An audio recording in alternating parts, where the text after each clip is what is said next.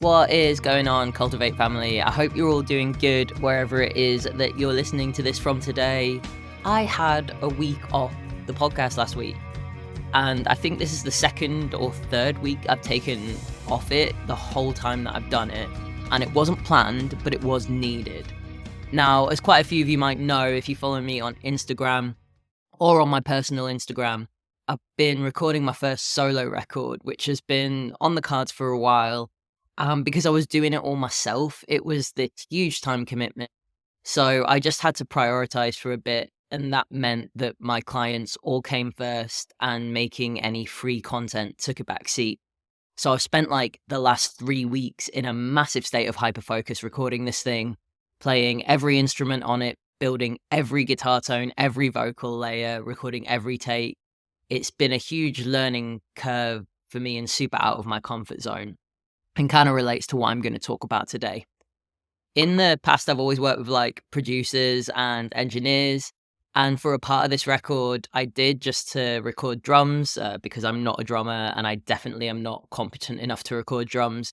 But then the rest of the record was all me. And it was kind of a solitary process, especially for making a pop record. But I actually think I really enjoyed it. I've just lived and breathed making it and building it for 3 weeks. And that made me feel really like fulfilled and happy from a music perspective for the first time in years. And I sent it off for mixing on Monday.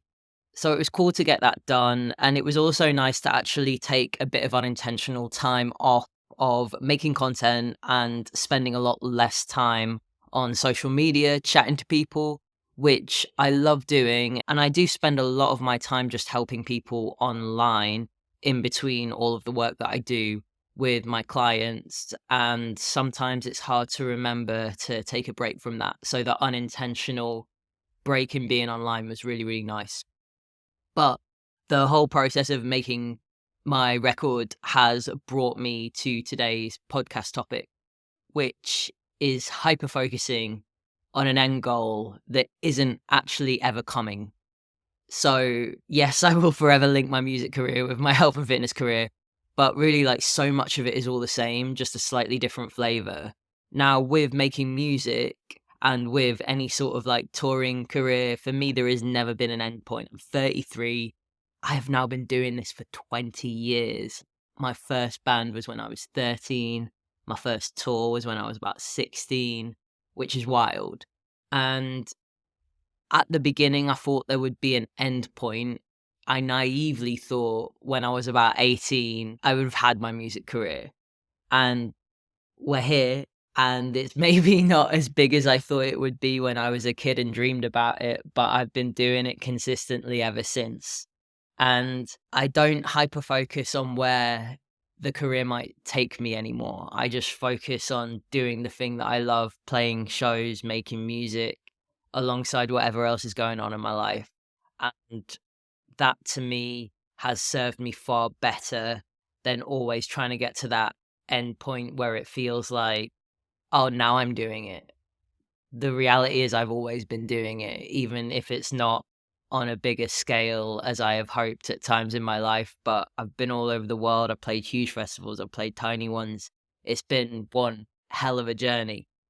And it definitely is the same when it comes to movement, when it comes to our food relationship, our body image relationship. So that's what we're going to talk about today, because it's so easy to hyper focus on an end goal. But in reality, there isn't an actual end to our health and well-being. We will always have to show up and work on it, no matter how good a place we get it in. Oh, my voice sounds so low today. It's because it's 7 a.m. and I'm recording this, and usually I do these in the afternoon. So you're getting my morning voice.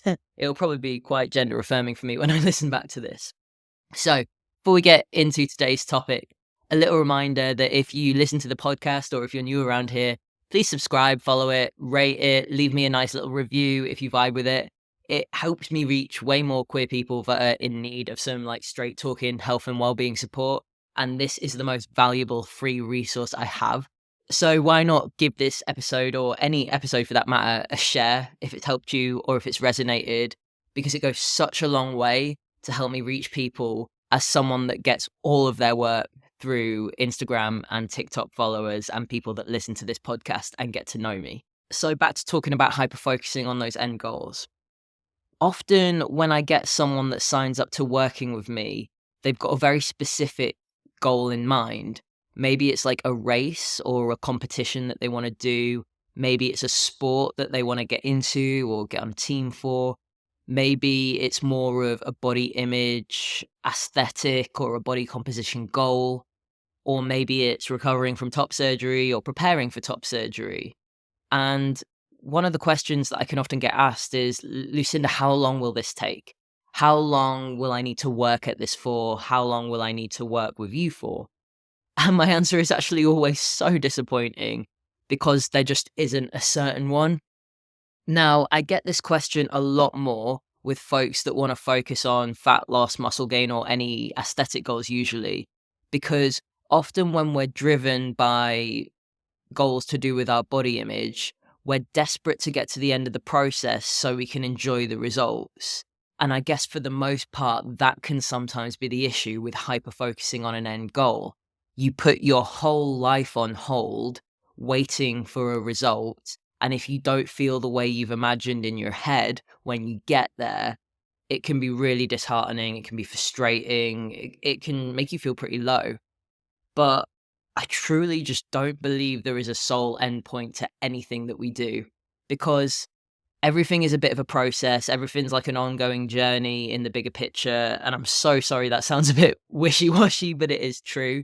And even when I think about things like my transition, it feels like there should be a start and an end point to that, but there just isn't, because the more I move through the world, the more I become familiar with what my authentic self looks like. So despite starting hormones or getting top surgery, there still isn't even an end point to that. Now, years ago, I was one of those people that used to hyper focus on making my body as small and lean as possible. So all from being, 17, 18 years old in college, all the way up to being like 25, 26. And I would always be desperate for the end day to come where I could just live in that body and feel happier and more confident. But that day literally never came. And I would tell myself every time, like, I'm not lean enough yet. But really, I had dieted down to a very lean body multiple times, and I was never satisfied. And it took me a few times to learn, because it wasn't necessarily about my body being lean that related to my confidence or my body image or my relationship with my body. It was just this hyper focus on the end product of being a human that was lean. And that has no impact on my worth. And I wasn't thinking about how I might enjoy fueling my body for workouts and nourishing it to feel satisfied and feel well in myself. It was always just about weight loss and getting that done as efficiently and quickly as possible. And then I could stop doing all this and carry on with my life, right?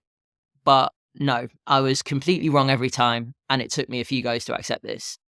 And I think what I've learned from years and years of that, almost yo-yo dieting in a sense to try and make myself happier, the end goal should never have been to lose weight and change my appearance and then go back to my usual lifestyle. That shouldn't have been that kind of fixed end goal in my head.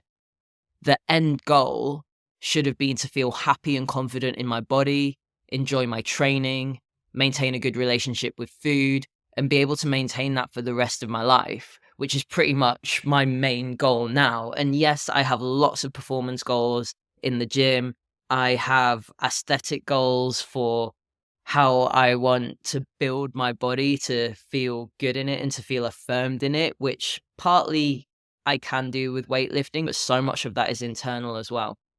But through these years, I was just so desperate to be lean due to societal expectations and people treating me better when I was in a leaner body that I squashed all that stuff down until I was just realized I was past that point. I was at the leanest I'd ever been, and I was still not satisfied. The end goal that I had spent years and years of my life hyper focusing on never ever came, no matter how many times I got to it or didn't get to it, because there just isn't an actual end goal.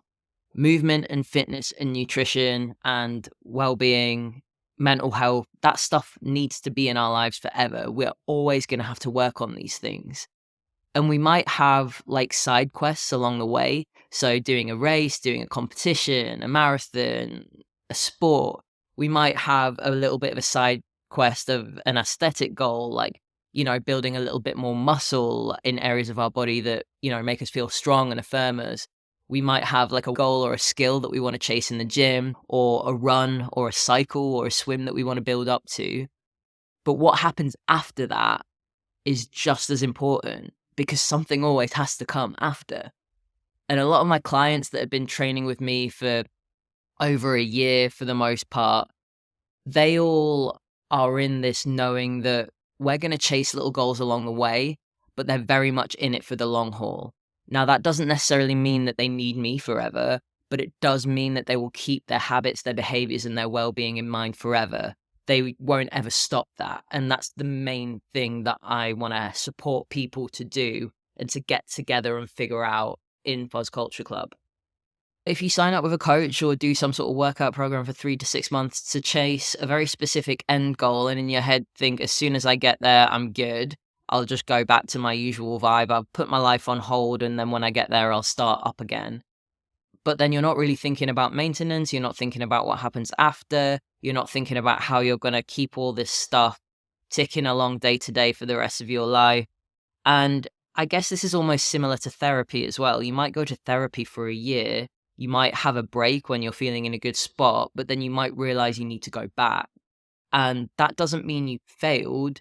It just kind of highlights that there isn't a start and a finish to doing this kind of work. There's a slight mindset shift needed with thinking about future goals that can make an absolute world of difference for us. So my best tips for you, if you're hyper-focusing on an end goal and thinking you can just live your life after you've reached that goal, is to put that thought and that mindset in the bin right now. Live your life right now. If you've got goals, that's wicked. Use those and approach them as a benchmark that you want to hit. But remind yourself that health and fitness, nutrition and good habits, they're literally for life, not just for the short term until you get to an end point. I've been talking a lot with the people in the Summer Slam that I've been running this month about what your baseline is, what our staples are for our well-being. And if you fall off your staples, your well-being will suffer. Now, some of your habits and behaviors won't serve you forever, and some will come and go based on priorities. But we'll always have a baseline that we have to work at and show up for to keep us afloat. And I think everybody's probably looks different. But for me, that baseline is prioritizing eating well and getting some movement in every day, taking as best care of my mental health as I can, maintaining a good relationship with food, enjoying my training and always looking to progress it however I can and learn new skills and push my body in a way that feels fun and fulfilling.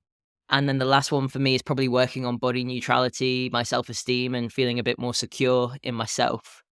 That is my baseline. I want you to think about what yours is. Because short-term goals, they'll always come and go, but there will never be an end to working on any of your well-being, health and fitness habits. And thinking there will be causes us to put our lives on hold, thinking that there is going to come a day when we can finally live our life because we've got to where we want to be. And I didn't mean for that to sound super deep or anything, but I guess it kind of is in a sense. And obviously I'm recording this super early in the morning while it's been swirling around in my head and keeping me awake last night. So apologies if any of this comes off as me trying to be super profound. But if there's anything I want you to take from today's episode, it's to live your life now.